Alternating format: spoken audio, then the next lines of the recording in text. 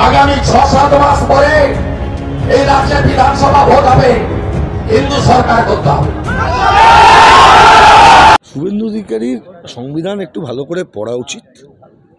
রাজ্যের বিরোধী দল নেতা, এর আগে উনি জনপ্রতিনিধি ছিলেন, এমপি ছিলেন, এমএলএ ছিলেন, উনি মন্ত্রী ছিলেন। কিন্তু তিনি যদি এই ধরনের কথা বলতে থাকেন তাহলে বুঝতে হবে ওনার হয় উনি কম্পালশন থেকে বলছেন, যেটা ওনাকে করতে হয়।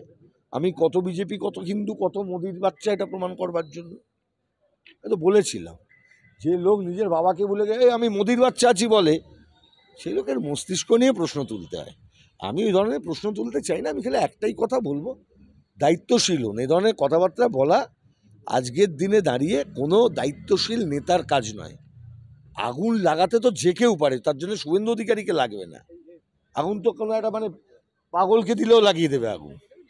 আগুন নেভানো, শান্তি প্রতিষ্ঠা করা, সকলকে মিলিয়ে রাখা, এই কাজটা করতে গেলে মমতা শুভেন্দুর মতন দিলে হবে না, সেটা বোঝা যাচ্ছে। শুভেন্দু তো প্রোডাক্ট তো মমতার, তা বারবার ওটা মনে রাখতে হবে। মমতার প্রোডাক্ট RSS এর বাজারে গেছে, আবার কি মমতাও RSS এর প্রোডাক্ট, এটাও RSS এর প্রোডাক্ট। একজন বিরোধী দলনেতা হয়ে এরকম ভাষা বা এরকম প্রচার করতে পারে কি? আমি তো বললাম যে পারে না। কোনো রাজনৈতিক নেতার এই ধরনের উস্কানিমূলক প্রচার করার কোনো ক্ষমতা নেই। কারণ আমাদের সংবিধানে এখনো পর্যন্ত ভারত একটি ধর্মনিরপেক্ষ রাষ্ট্র, তাকে রক্ষা করাটা আমাদের কাজ। হিন্দু সরকার হবে, মুসলমান সরকার হবে, তাহলে কি আপনি বলছেন? তাহলে ভারত আর পাকিস্তানের মধ্যে কোনো ফারাক থাকবে না?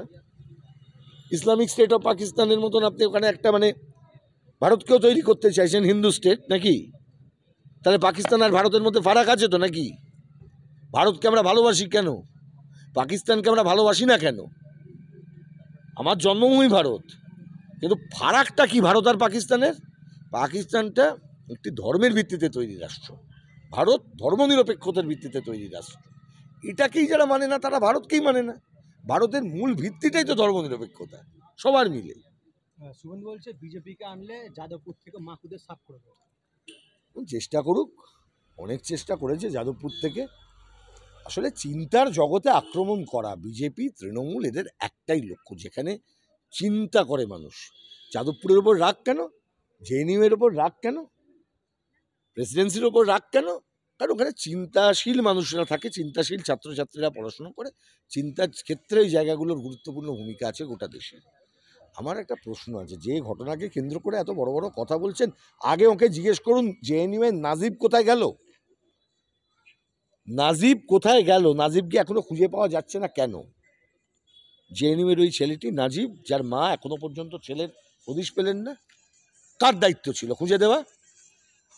এক, আইআইটিগুলোতে যে পরিমাণে র্যাগিংয়ের ঘটনা ঘটেছে, খড়গপুর আইআইটিতে গত কয়েক বছরে যে ধরনের দুঃখজনক মৃত্যু ঘটেছে র্যাগিংয়ের কারণে, শুভেন্দুবাবু বা তার দল সেই সময় চুপ করে থাকেন কেন?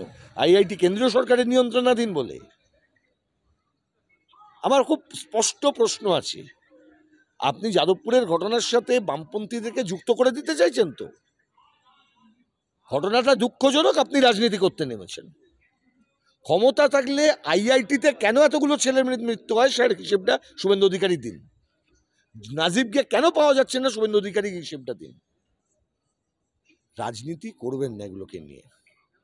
যখন বুমেরাং হয়ে যখন আপনাদের উপর পড়বে না, কোনো মৃত্যুকে কেন্দ্র করে এই ধরনের নোংরা রাজনীতি, আপনি ডিমান্ড করুন, জাস্টিস ডিমান্ড করুন, nobody is coming on the way.